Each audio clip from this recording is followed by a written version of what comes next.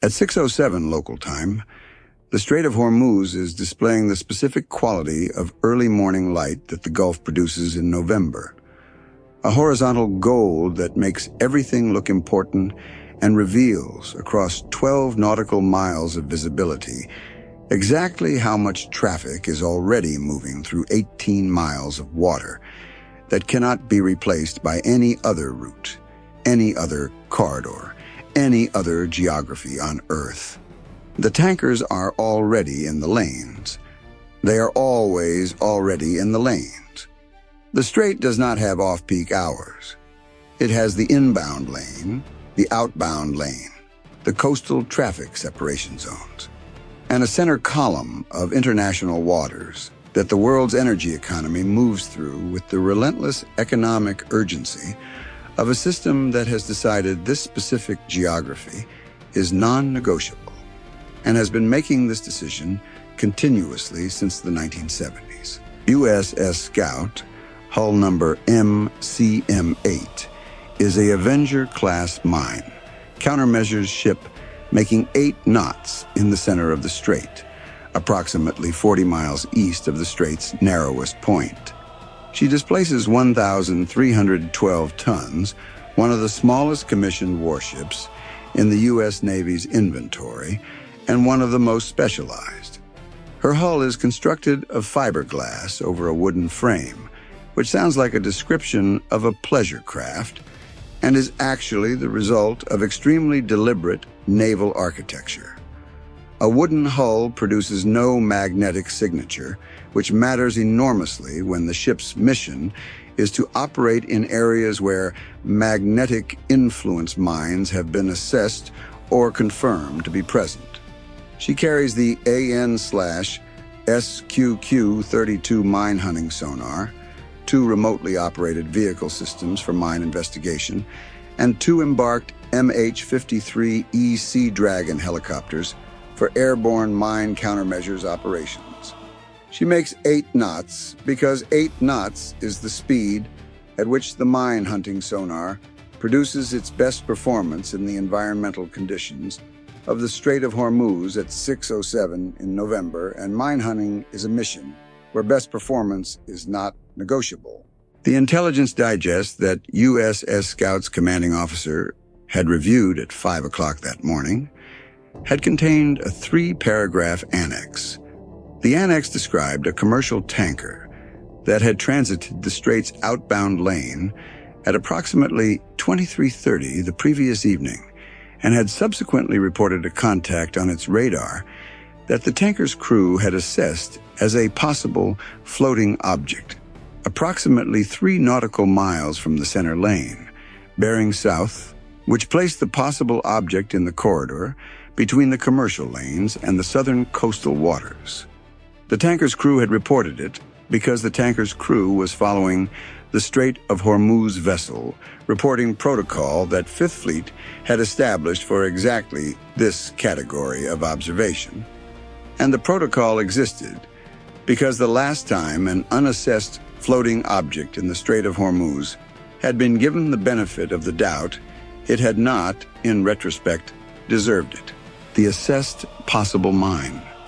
The intelligence community's position on Iranian mine warfare, capability, and doctrine is not that Iran has the ability to mine the Strait of Hormuz with sufficient quantity and sophistication to close it.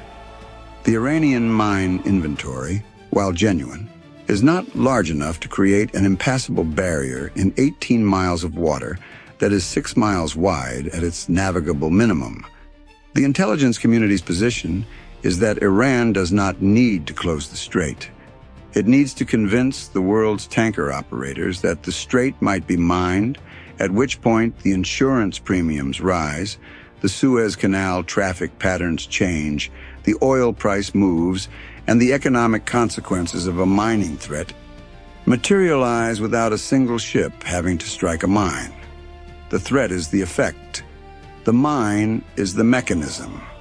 USS Scout is the answer to both. At 6:07, USS Scout and her 2 embarked MH-53E Sea Dragon helicopters We're beginning the mine hunting pattern that 5th Fleet's Mine Countermeasures Coordinator had approved at 4:45, designed to search the reported contact area and clear the corridor between the commercial lanes and the southern coastal waters before the morning's tanker traffic reached this section of the strait.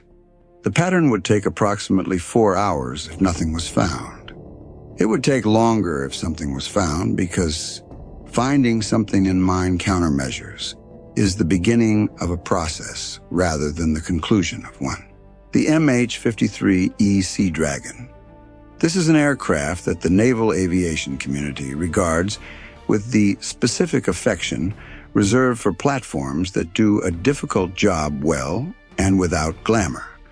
She is a large helicopter, the largest in the U.S. Navy's inventory, powered by 3 General Electric T-64 turboshaft engines, producing approximately 4,380 horsepower each, which is the power required to tow the airborne mine countermeasures systems that make the MH-53E operationally relevant in this mission. She carries the AN/AQS-24 mine hunting sonar in a towed body below the aircraft, the AN/ALQ-166 laser mine detection system, and the various towed influence sweep systems, magnetic and acoustic, that allow the aircraft to either detonate influence mines from a safe distance or neutralize them by exposing them to the specific magnetic and acoustic signatures they are designed to respond to. She is not fast, she is not quiet, and she does not need to be either. She needs to be methodical, and methodical is what she does at 90 knots at 40 feet above the sea surface while towing equipment that is doing the work below the waterline. Here is the vulnerability that the mine countermeasures pattern at 6:07 was managing and that had produced, at 5:47, 20 minutes before the pattern began, the specific operational decision that made the next 2 hours more complicated than standard mine countermeasures patterns are. USS Scout's primary hull-mounted sonar, the AN/SQQ-32 variable depth mine hunting system, had completed a scheduled transducer calibration at 23:15 the previous evening and had been returned to operational status at 0:42. The calibration was routine, the restoration was routine, and the system was declared fully operational by the sonar technician on watch.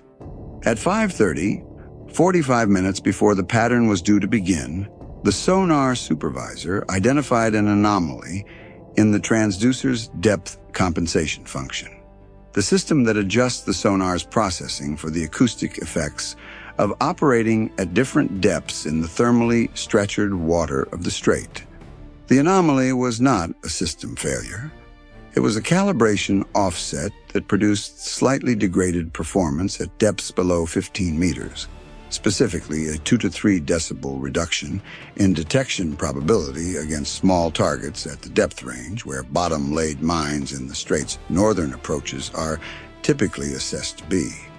A 2 to 3 decibel reduction in detection probability against a small target is not catastrophic. It is not nothing. In mine hunting, detection probability margins matter in the way that other acoustic detection margins matter multiplied by the consequence of a miss. The commanding officer had been briefed at 5:35. He had 2 options: delay the pattern start while the sonar technicians reattempted the depth compensation calibration, estimated time to complete 30 to 40 minutes, pushing the pattern start to 6:20 to 6:30, and correspondingly delaying the corridor clearance ahead of the morning tanker traffic. Or begin the pattern on schedule, with the MH-53E helicopters providing primary detection coverage in the depth range where the SQQ-32 was operating at slightly degraded probability, and USS Scout's sonar providing primary coverage in the depth ranges where it was operating normally. He had chosen the second option. The MH-53E's AN/AQS-24 towed sonar is not the same system as the SQQ-32, and it is optimized for different operating conditions, but its depth coverage capability extended through the range where the SQQ-32's calibration offset was producing degraded performance. The two-system combination, SQQ-32 at full performance for shallow detections, AQS-24 providing compensating coverage for the degraded depth range, was not the preferred pattern configuration. It was the configuration that allowed the corridor clearance to proceed on schedule.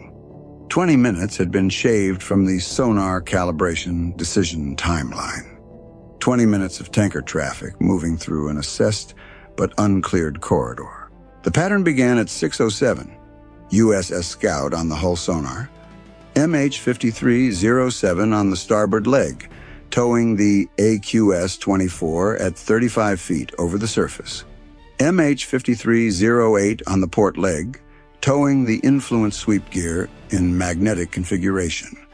Both helicopters at 90 knots, 40 feet altitude, operating with the specific professional focus of aircrew who understand that their job is to not miss anything, and that the consequences of missing something in this body of water are not abstract.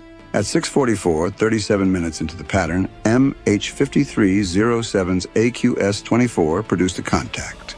The contact was at 11 meters depth, within the depth range where USS Scout's SQQ-32 was operating at its calibration offset degraded performance.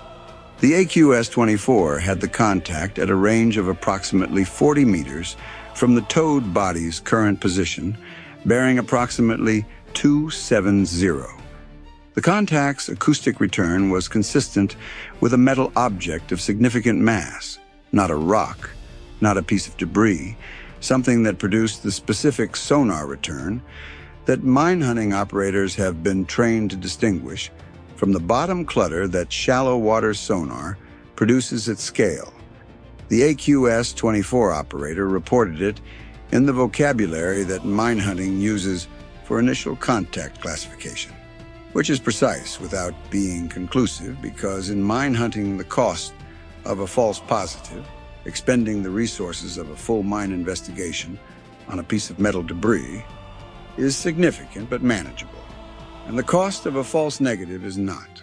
Possible mine contact, MH-53E, bearing 270, range 40 meters, depth 11 meters, contact dimensions consistent with small to medium influence mine. Confidence, possible. The contact report reached USS Scout at 6:44 and 12 seconds. The commanding officer was on the bridge at 6:44 and 41 seconds. He looked at the contact's position on the mine hunting plot. He looked at the depth, 11 meters, in the SQQ-32's calibration offset range. He looked at the contact dimensions, consistent with a small to medium influence mine, which in the Iranian mine inventory translates to the SADF, or the EM-52 family, both of which have been in the Iranian inventory long enough to be in the threat library with well-developed mine signature characterization entries. 07 Scout, confirm contact and hold position. 08, discontinue sweep, assume investigation support posture. Begin ROV deployment. The remotely operated vehicle, the AN/SLQ-48 mine neutralization system, a vehicle that the mine hunting community describes in the vocabulary of purpose-built underwater robots designed to approach mines closely enough to place neutralization charges, was deployed from USS Scout's aft working deck at 6:52. The ROV transit to the contact position took approximately 18 minutes at operating speed. At 7:10, the ROV's cameras had the contact in frame. What the ROV's cameras showed was, in the mine hunting community's vocabulary, a confirmable mine contact. Not a piece of metal debris, not a geological feature, a cylindrical object approximately 0.9 meters in diameter and approximately 1.4 meters in length, resting on the bottom in 11 meters of water, with surface features consistent with the EM-52 rising mine's outer casing and mooring mechanism. The EM-52 is an Iranian acoustic influence mine that sits on the bottom and rises to intercept passing ships when triggered by acoustic and magnetic signatures consistent with a large vessel. Its warhead is approximately 230 kilograms of explosive material. At 11 meters depth in the Strait's southern corridor, a 230-kilogram warhead detonated beneath a laden VLCC would produce consequences that the insurance underwriting community would be processing for years. The ROV's cameras transmitted the imagery to USS Scout, which transmitted it to Fifth Fleet, which transmitted it to the Mine Warfare Command at Manama, and to the Coalition Mine Countermeasures Coordination Center simultaneously, before the ROV had begun its neutralization approach. The imagery was in the system at 7:13, 3 minutes after the ROV achieved visual contact. At 7:13, the mine was identified, characterized, and distributed to every stakeholder in the region that needed to know about it. Now, the intelligence picture from an EM-52 found resting on the bottom of the Strait of Hormuz. The EM-52 is not new. It is in the library. The library has entries for its dimensions, its trigger mechanism, its influence sensitivity parameters, and its production variants. What the library does not have from operational encounters is a detailed imagery record of an EM-52 in its deployed configuration, mooring mechanism deployed, bottom resting, influence trigger in the active state, at known depth and in known water temperature conditions, imaged by an ROV at close range. The previous library entries for this mine type have been assembled from captured specimens, from technical intelligence from the procurement chain, and from previous encounters where the imaging quality or the encounter geometry had not produced the reference quality visual record that mine identification and classification requires. The ROV's cameras were providing that record. At 7 minutes of imaging before the neutralization sequence began, the ROV's high-definition camera was building a visual intelligence product of the EM-52 in deployed configuration that the mine warfare technical intelligence community had wanted for years. The influence trigger housing, the mechanism that detects the acoustic and magnetic signatures of passing ships and initiates the mine's ascent, was visible in the camera's field of view, and its specific configuration provided information about the trigger sensitivity setting that had been selected by whoever had deployed this mine. The trigger sensitivity setting is operationally significant for mine countermeasures. Sweep planning. A mine set to a high sensitivity threshold triggers more easily and therefore requires a sweep vehicle to produce less intense influence signatures to activate it from a safe distance. The influence sweep gear on MH-53E, the magnetic sweep configuration, had been operating in the area since 0607. The mine had not triggered during 08's previous passes.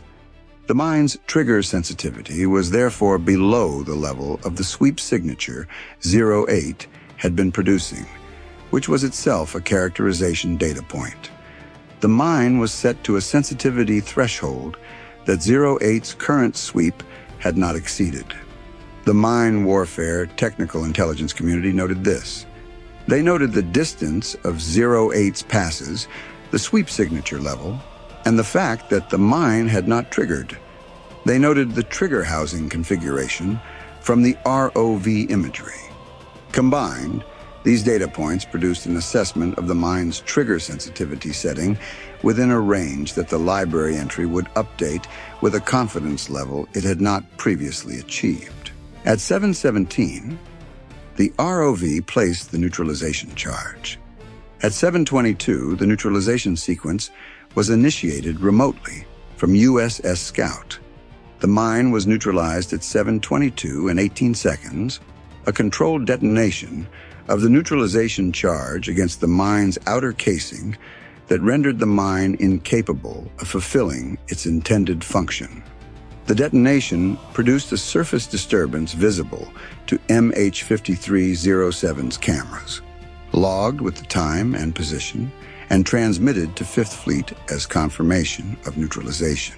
The corridor clearance pattern resumed at 7:35 after the post-neutralization survey had confirmed that no secondary devices had been present in the immediate area of the neutralized mine. The pattern continued until 10:14 when the assigned search area had been fully covered. No additional contacts were found. The tanker traffic that had been transiting the commercial lanes throughout the morning's operation had been unaware, from their bridge team's perspective, that a mine had been found and neutralized in the corridor between the commercial lane and the southern coastal waters. They were aware of USS Scout and the two MH-53E helicopters. These are not small or quiet assets, and a mine hunting operation in the Strait of Hormuz is visible from the commercial lanes. But the specific finding, the ROV investigation, the neutralization, and the corridor clearance had proceeded and concluded while the morning's tanker traffic moved through the inbound lane without interruption. At 7:23, 1 minute after neutralization, the Lloyd's of London representative on the Fifth Fleet daily intelligence call received a notification that a mine had been found and neutralized in the Strait's southern corridor. The notification was specific. Position, type assessed as EM-52, neutralized at 7:22. The notification reached the Lloyd's representative before the neutralization's surface disturbance had fully dissipated. This is the specific operational benefit of the coalition mine warfare coordination architecture. The insurance community, which drives the tanker operators' decisions about whether to transit, receives information in near real time about mine threats that have been addressed. Near real-time information is the difference between a transit interruption and a transit delay. The tanker traffic in the outbound lane at 7:23 was not interrupted. It was monitored. The mine had been where the tanker traffic was not. The cost accounting for the morning is the specific cost accounting that reveals why mine countermeasures has never attracted the media attention it deserves relative to its strategic importance. USS Scout's operational costs for a 4-hour mine countermeasures operation in the Strait of Hormuz, approximately $45,000. 2 MH-53E Sea Dragon helicopter sorties at 4 hours each, approximately $80,000 combined. ROV deployment and mine neutralization charges, approximately $12,000. Total, approximately $137,000, the mine being neutralized. Assessed procurement cost, approximately $5,000, based on the EM-52's manufacturing cost and the estimated logistics overhead of positioning it in the Strait's southern corridor. The cost ratio, $137,000 to neutralize a $5,000 mine, is the specific economic reality of mine countermeasures. And it is the number that Iranian mine warfare doctrine is built around. And it is the reason that the insurance premium on Strait of Hormuz transit does not require a mine to sink a ship to have economic consequences. The ratio exists. It is known. The mine countermeasures community works within it, because the alternative is not working within it, and the alternative is a mine in the Strait's southern corridor that continues to be there. The sonar calibration offset had placed the contact in the depth range where the SQQ-32 was operating at degraded performance. The AQS-24 had found it. The degraded sensor had been compensated for by the secondary system. The mine had been where the degraded coverage was, and the system had adapted, and the mine had been found anyway. The commanding officer noted this in his post-operation report with the professional attention of someone who understands that systems don't always fail when they're asked to perform most critically. Sometimes they adapt. Iranian state media had no comment on mine operations in the Strait of Hormuz, because Iranian state media does not comment on mine operations in the Strait of Hormuz. The mines that are placed and the mines that are found are not subjects for public discussion in the operational security environment that Iran maintains around its mine warfare capability. The mine found at 710 was an EM-52. Its mooring mechanism, trigger housing, and sensitivity setting were now in the Technical Intelligence Library at a confidence level and visual quality that previous entries had not achieved. The mine had been in the water for an unknown period. The ROV imagery provided no precise dating information, though the growth of marine fouling on the outer casing was noted in the intelligence annex as consistent with a deployment period of weeks rather than days, a data point for the assessment of when and under what conditions the mine had been placed. USS Scout's log for the operation read, 6:07 to 10:14, mine countermeasures pattern, Strait Southern Corridor, SQQ-32 operational with depth compensation offset noted, MH-53, 07 and 08 embarked, pattern executed, contact at 6:44 confirmed mine, EM-52 variant assessed, ROV deployed 6:52, visual confirmation 7:10, mine neutralized 7:22, pattern resumed 7:35, completed 10:14, no additional contacts, intelligence annex transmitted 5th Fleet 7:45. The intelligence annex was 5 pages. Page 4 was the ROV imagery package with the trigger housing characterization. Page 5 was the influence trigger sensitivity assessment based on the sweep signature comparison. The Strait continued its function. The tankers continued their transit.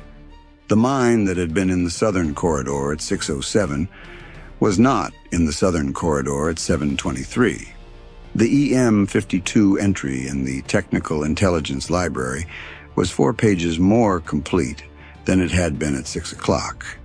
The trigger sensitivity assessment that had not been available at confidence would be in the next mine countermeasures sweep planning document.